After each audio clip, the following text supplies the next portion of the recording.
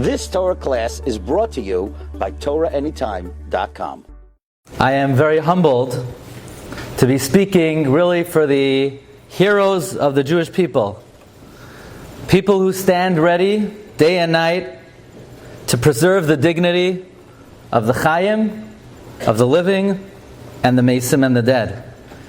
So, with your permission, Ubershus Hai Gavra Rabba V'Yakira, Rabbi Zon, who has done more in our time for the honor and the dignity of the living and the dead than Rabbi Zon, Hashem should give him Gezinte Yoren, long life, to continue to lead Klal Yisrael in this important aspect of Torah mitzvahs.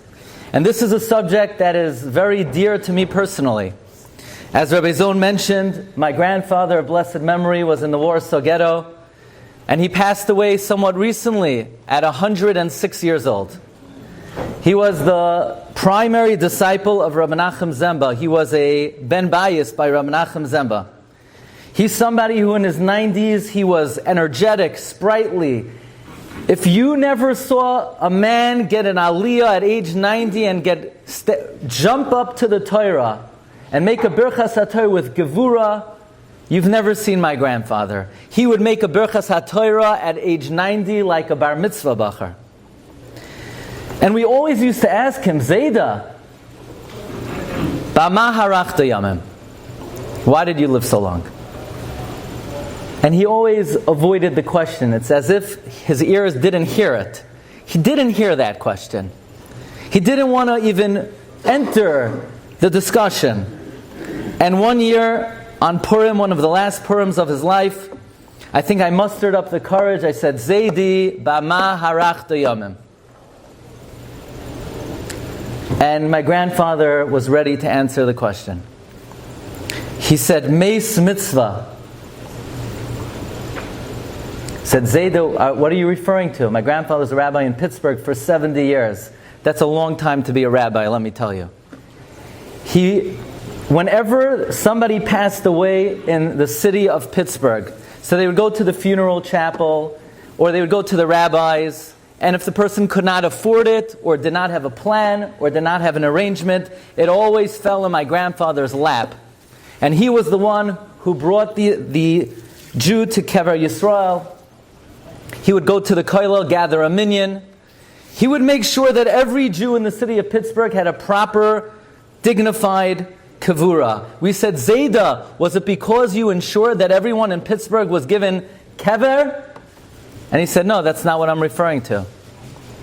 What I'm referring to was in 1942, 1943, 1944, 1945, when there were bodies strewn all over the camps, and the bodies were infested with typhus. And to even go near the body, you were endangering your life. I never was concerned for my own health. I always went to bury Jews wherever I could, whenever I can, to preserve the dignity of the Mesim. That's why I lived long. And I was so moved by this story, because a short while later, I had the privilege to hear an address by Rav Asher Weiss, one of the leading poskim today, who was speaking about the passing of his own father. And he said that his father said the reason why his father merited to have a son like Rav Asher Weiss, and Rav Asher Weiss has a brother who was also one of the Gedolei HaPoskim. His father said because after the war he would go around with the Kloisenberger Rebbe, body to body, not concerned for their health, not concerned for their well-being, to make sure that every Jew was given Kivrei Yisrael. So what this olam is doing, don't treat this lightly. What you're doing is the most important task available in this world. I want to read to you from my grandfather's personal memoirs of something that happened in the Warsaw Ghetto of one of the leading rabbanim in Warsaw. It's a name that's pretty much forgotten. Rabbi Yitzchak Zev Kanal, senior Rav of Warsaw. Most people never heard of him. David HaMelech says in Tehillim, Al Zois Yispalel Kol Chassid Eilecha Le'es Mitzay. David HaMelech says in Psalms, for this every person should pray. Now that's a big statement. That implies that there's something in this world that you should daven for more than anything else. What do you think it would be? Some people would say, pray for parnasa, pray for health, pray for life. The Gemara brings an opinion, pray for a kever, pray for burial. So the senior Rav of Warsaw darted out to attack a Nazi, which was instant suicide. Why did he do that? Because if he would have been taken to the crematoria, he never would have had Kever Yisrael. He would not have been buried. And he paskined that it's worthwhile to dart out at the Nazi, even though there's a remote chance of survival, just to have the zchus of Kever Yisrael. That is the greatest merit a Jew could be afforded, to have Kever Yisrael. It's a very interesting thing. We find that Haman tried to do 4 things to the Jewish people. Lahashmid, laharoig, uliabed, ushlalam lavais. What are these 4 things? Says the Goin. Lahashmid, he wanted to take away our ruach, he wanted to kill us. Laharoig, he wanted to take and destroy the living spirit and kill the neshama. But then the Goin says, Ula Abed. It's not enough. Haman wouldn't stop there. Haman didn't just want to kill us. He didn't want to just take away Torah and mitzvahs. He wanted to desecrate the Jewish body. And it's amazing, in recent times, we read about another Haman who had the same diabolical plot, who also wanted to desecrate the Jewish body. For Hitler, it wasn't enough to kill the Jew. It wasn't enough to take away the religion. He took the bodies and he put them in a crematoria, emulating the ways of his illustrious ancestor Haman, La'abed. Why was it so important to these wicked men to destroy the Jewish body? Once someone's not alive anymore, you can't give them the ability to be buried. It's interesting, we read in the Megillah, La Yehudim Haisa'ira V'simcha V'sasain. The Gemara darshans V'sasain Bris Milah. That somehow Purim is a celebration of the circumcision. How's Purim a celebration of the circumcision? Haman wanted to take away Bris Milah. It would seem to me that Haman was following the plan of Hitler. Hitler wrote in Mein Kampf, if anybody wants to know what a Jew is, what a Jew represents, what's the mission statement of a Jew in this world, unfortunately, you need to read Mein Kampf. Hitler understood what a Jew is better than we do. Hitler wrote, the Jew attempted to inflict on this world 2 defects. The defect of the body and the defect of the personality. The defect of the body was circumcision. The defect of the personality was conscience. And then therefore for Hitler, it wasn't enough to kill the Jew. The body of the Jew represented morality in this world. Hitler said, we Germans, we are barbarians. And as soon as we eradicate the Jewish people, we will proudly revert to becoming barbarians. The desecration of the Jewish body is a desecration of morality in the world. Lahashmid, laharoig, uliabed. It's not enough for Haman until the body is desecrated, until he prevents Kivrei Yisrael. And therefore the celebration of Purim is a celebration of Bris Milah, because it's celebration of the preservation of the morality reflected in the guf of a Yisrael, in the body of a Jewish person. Now I always wondered, you ever hear this concept? The Jewish people are supposed to be a light unto the nations.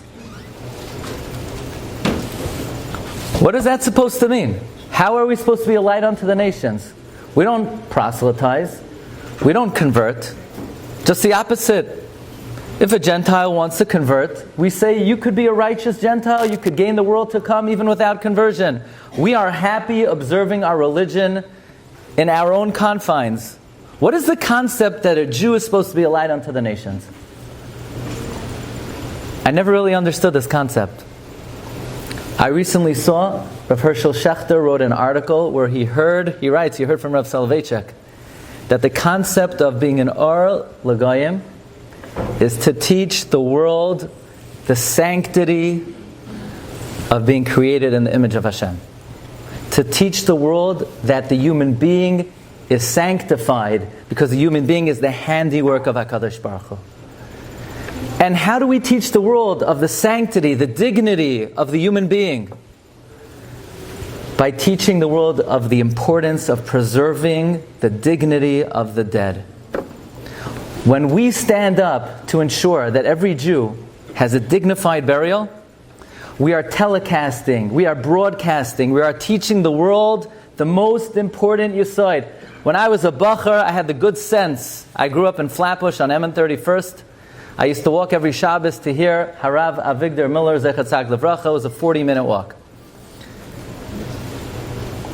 I remember he said to me personally that when we say that a human being was created b'tselem Elokim, he said the facial features of a human being, to some extent, as it were, if we could say such a thing, reflect the dignity of the Creator.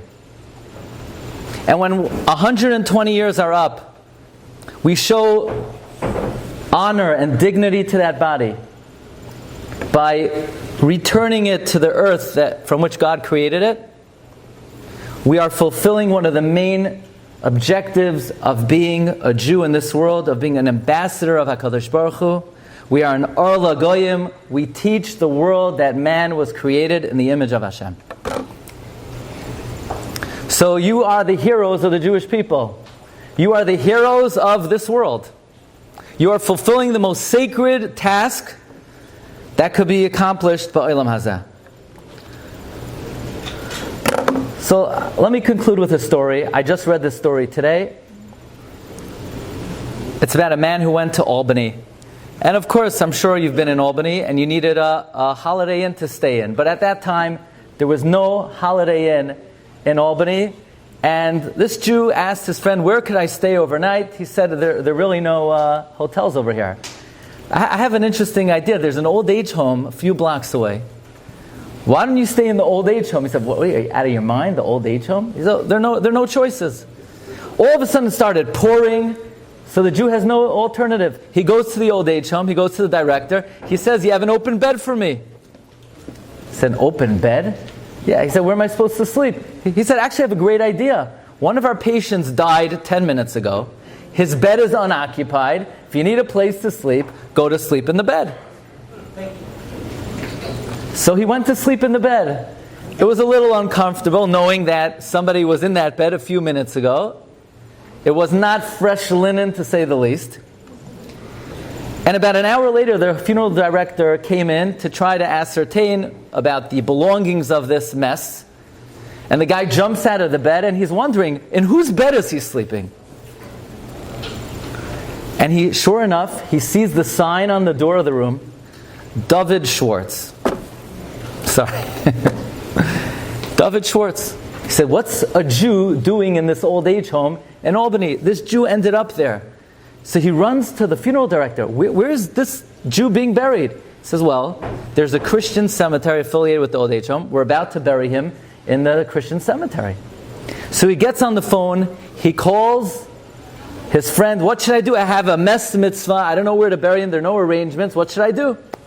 So he says, in the Chevra Kadisha of Washington Heights, Rabbi Hach told me that his grandmother was one of the leading authorities of the Chevra in Washington Heights. And the Chevra of Washington Heights has 10 open spots that they bought for Mess Mitzvah. Give it a shot. So he calls the Chevra of Washington Heights. They said, yeah, actually, we still have a number of spots available. Why don't you come down? So he goes down to Washington Heights. He tells them the story. They bring David Schwartz to Washington Heights. The head of the Chevra in Washington Heights opens up the casket. He sees the face, and he nearly faints. David Schwartz? How did that happen? He said, you know this man? Of course I know this man. David Schwartz was a beggar in Washington Heights. One day he asked, what should a person do if they don't have relatives and they don't have arrangements for their funeral? What happens to them after 120? And we said basically they're in big trouble. There are no arrangements, there's no family, the government gets involved, and they basically don't get a burial. He said a Jewish person doesn't get a burial? He took out his life savings, and this beggar, David Schwartz, purchased 10 spots in the Washington Heights Cemetery. And who was buried in the first spot that was purchased many, many years earlier? David Schwartz, the beggar who purchased those spots. What comes around goes around. When we do chesed for others, when we do chesed for the Chaim, when we do chesed for the Mesim, at the end of the day, the main beneficiary of all the good deeds that we do in this world is ourself. We are the ones who are elevated, we are the ones who are sanctified, and we are the ones who, Be'ezus Hashem, will reap the eternal reward. So, Yasher Koichachem for all of your efforts. HaKadosh Baruch Hu should grant everybody long and happy Gezunta Yoren. You should only see Simchas and Nachas in your families. And we should all be Zoicha to the great day of Tchias HaMesim, where Mesim Yechaya El, Baroiv Chastoi, Baruch Adayad, Shem Tilasoi. And Be'ezus Hashem, wishing everyone a Freilich Purim. Thank you very much. You've just experienced another Torah class brought to you by TorahAnytime.com.